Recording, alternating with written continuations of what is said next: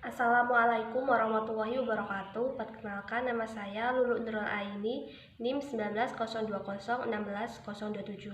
Di sini saya akan melaksanakan presentasi tentang fikih munakahat, yaitu zihar. Nah, pengertian zihar sendiri itu menurut bahasa Arab berasal dari kata zaharo, yazaro, zahro yang artinya punggung, terang, dan jelas. Tetapi kita lebih sering mengetahui atau familiar dengan zihar itu artinya punggung. Sedangkan menurut istilah, zihar adalah ucapan dari seorang mukallaf, laki-laki mukallaf, yaitu orang yang sudah dewasa dan berakal, kepada istrinya bahwa sang istri itu sama dengan ibunya.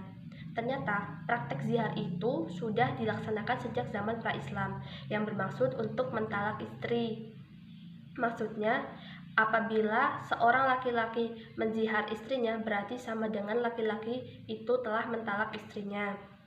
Di sini, menurut Abu Hanifah, bahwa tidak hanya ibu tetapi juga wanita lain yang haram hukumnya untuk dinikahi, artinya sama dengan menzihar istri atau mempersamakan istri dengan wanita selain ibu, yaitu orang yang haram untuk dinikahi. Tetapi menurut jumhur ulama, zihar itu hanya mempersamakan istri dengan ibunya saja.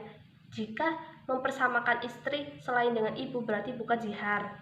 Nah, dari praktek zaman pra-Islam pelaksanaan zihar itu, syariat Islam itu datang untuk memperbaiki akhlak manusia supaya menjadi lurus. Nah, dari syariat Islam ini muncullah hukum Islam, yaitu ada dua. Yang pertama, akibat hukum secara duniawi dan akibat hukum ukhrawi. Akibat hukum duniawi yaitu menjadi haramnya suami untuk menggauli istri karena adanya zihar sampai sang suami itu melaksanakan kafaratnya. Sedangkan akibat hukum secara ukhrawi yaitu sang suami mendapatkan dosa, dan apabila sang suami ingin menebus dosa itu, maka ia harus bertaubat dan memohon ampun kepada Allah. Kemudian pembahasan selanjutnya yaitu dasar hukum zihar itu sendiri. Dasar hukum zihar menurut Al-Quran ada dua surat. Yang pertama Al-Mujadilah ayat 1-4 dan Al-Ahzab ayat 4. Teman-teman bisa melihatnya sendiri. Kemudian pembahasan selanjutnya yaitu syarat dan rukun zihar.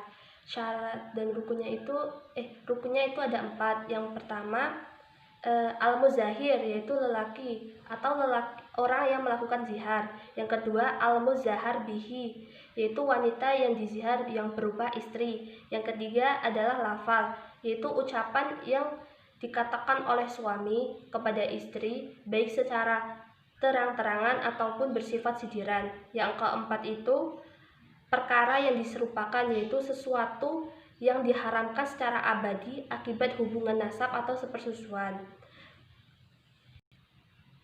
Kemudian pembahasan terakhir yaitu akibat hukum dari zihar itu sendiri. Seorang suami yang telah menzihar istrinya yang secara sah itu menimbulkan dua macam akibat.